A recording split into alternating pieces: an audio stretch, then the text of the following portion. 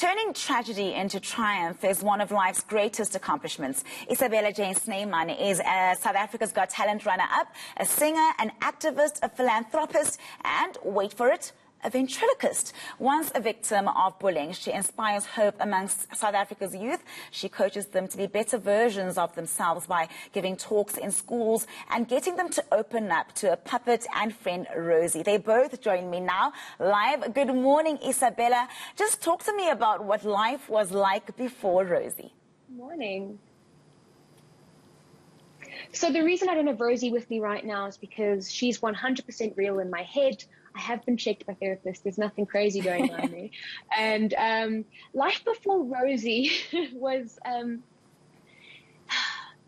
never knew something was missing. I did have a rough time in school. I am so thankful it wasn't physical, but ultimately bullying is bullying. And we experience it all throughout our lives.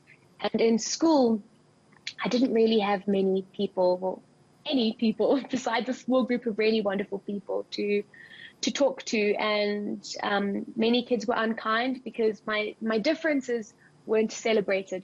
They were made to make me feel inadequate, which is not okay. And I had bought a puppet a couple of years back that I hadn't even touched. I was just inspired one day and I bought myself a puppet. And I was about 12 years old when I was so lonely at school that I took my puppet to school, and I would spend hours in the mirror practicing talking with this little being that became a human. And slowly she became a friend to me. People say you give yourself the best advice. And I didn't understand that until I was legitimately giving myself the best advice through this little being. And what I want to do for young people and for adults, because, you know, we all experience bullying in our own lives and in certain ways, and it is traumatic, emotionally, physically, it's traumatic for us. And I want to inspire people to find their inner Rosie and, you know, be able to find that version of themselves that is strong and witty and funny and can combat bullying with kindness. Yeah. And with laughing. And that's something I learned because I started doing, my English teacher asked me to do a show for my classmates, which I dreaded because they didn't like me. And in turn, I didn't like them. They were nasty. And I got up in front of the class and I was so scared to stand in front of them. And I put Rosie on my hand. And suddenly, it was like I was safe.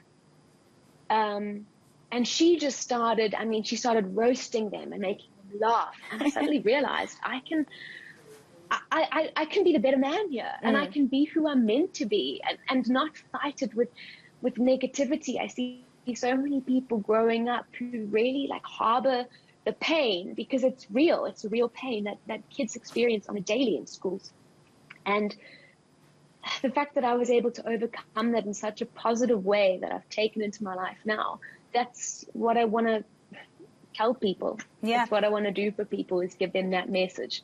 Isabella, you spend a lot of time with children. Is bullying a large part of the conversation? And what advice do you have for both children who would be the victims of the bullying and parents too?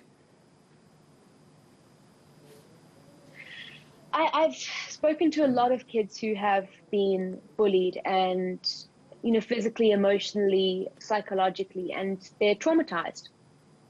And the best advice that I can give them is the advice that my mom always gave me when I was a child, was that it says more about them. What other people have to say about you, about me, it has very little to do with me or you. It has everything to do with something that the bully is actually going through. So you should combat that with compassion. You should be compassionate towards this bully and stand up for yourself in such a way that perhaps one day you could turn around and end up helping the bully.